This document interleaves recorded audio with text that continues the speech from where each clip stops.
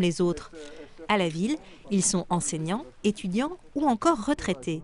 Mais ce matin, ils arpentent les chemins pour apprendre à se protéger des tiques. Un des meilleurs conseils pour éviter d'attraper des tiques, c'est tout simplement de marcher sur le milieu du chemin. Ils participent à une journée d'initiation à la recherche sur les tiques, animée par Jonas Durand, l'un des scientifiques de l'INRA. Est-ce que là je suis bien pour sortir en forêt? Non, effectivement. Tu mets des bottes ou tu mets des chaussettes. Voilà, des bottes ou des guêtres. En mettant les chaussettes par-dessus le pantalon comme ça, elles ne vont pas pouvoir passer sous le pantalon. Effectivement, à chaque fois que vous prenez la douche, il faut au moins se vérifier un petit peu. Parce que le plus tôt on enlève la tique, moins on a de risque qu'elle nous transmette quelque chose. Depuis la médiatisation de la maladie de Lyme, beaucoup s'inquiètent des risques de transmission par les tiques. Et pour Nicole, ces informations sont précieuses. Dans la famille, on n'a pas été encore piqué jusqu'à maintenant. Mais je pense que quand on voit tout le développement et tout ça, je pense qu'on peut craindre quand même. Surtout, j'ai des petits-enfants, donc pour les petits-enfants, savoir aussi ce que je fais si je suis piquée. C'est surtout ça aussi. Mais cette journée ne sert pas seulement à donner des informations.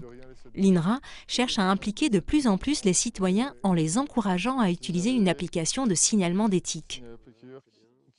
Alors le nombre de tiques implantées, combien de tiques vous avez trouvé? 2. Soyons fous. Voilà. Et pour la localisation, vous voyez, on peut taper 2 fois sur l'écran la zone géographique. Comme ça, on peut obtenir une cartographie des piqûres qu'il y a eu en France. Par exemple, un des premiers résultats de CITIC, c'était de se rendre compte qu'en fait, 30% des gens déclaraient des piqûres dans les jardins. En plus du signalement, il est possible d'envoyer la tique à l'INRA en la plaçant dans ses tubes ou simplement en la collant sur une feuille blanche. À ce jour, grâce à la participation des citoyens, l'INRA de Nancy a reçu plus de 4000 tiques. Cela a permis de rassembler une collection unique au monde, baptisée la Ticothèque. Et ces tiques sont d'autant plus importantes que ce sont des tiques qui ont piqué. Jusque présent, les chercheurs avaient moyen d'accéder à des tiques qui étaient libres dans l'environnement. Mais grâce au projet CITIC, nous, on peut avoir accès aux tiques qui ont piqué, l'homme ou l'animal. La journée est loin d'être finie. Après la théorie, place à la pratique. Les citoyens sont invités à se mettre dans la peau d'un chercheur pour observer de plus près les tiques. Pour savoir le stade de développement, 3 paires larves, 4 paires. 4 paires. Ça peut être soit une mère, soit un adulte. Ensuite, vous pouvez regarder la famille. Là, il y a 3 grandes familles de tiques. Après un temps d'observation et quelques hésitations... Je n'ai même pas sur les yeux. Elle a 8 pattes, donc c'est qu'elle est adulte. Non, il faut mettre femelle. Femelle ou mâle, c'est forcément adulte. Voilà, femelle, d'accord. La patience de ces chercheurs est récompensée.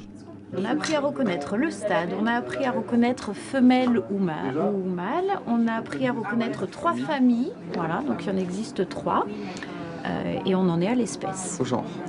Parce que là, c'est l'espace ventral, là. Si pour certains cela paraît simple, pour d'autres, ce n'est pas évident.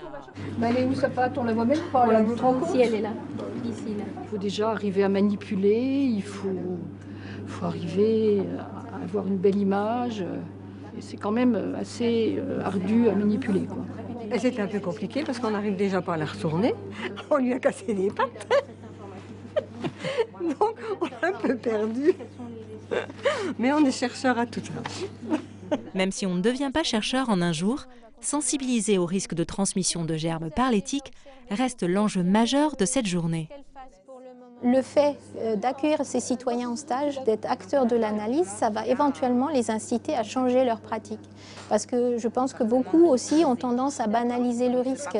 Quand on voit que plus de 30% des tiques sont porteuses d'un agent infectieux qui n'est pas que la maladie de Lyme, on peut se poser la question de savoir est-ce qu'on doit encore être piqué.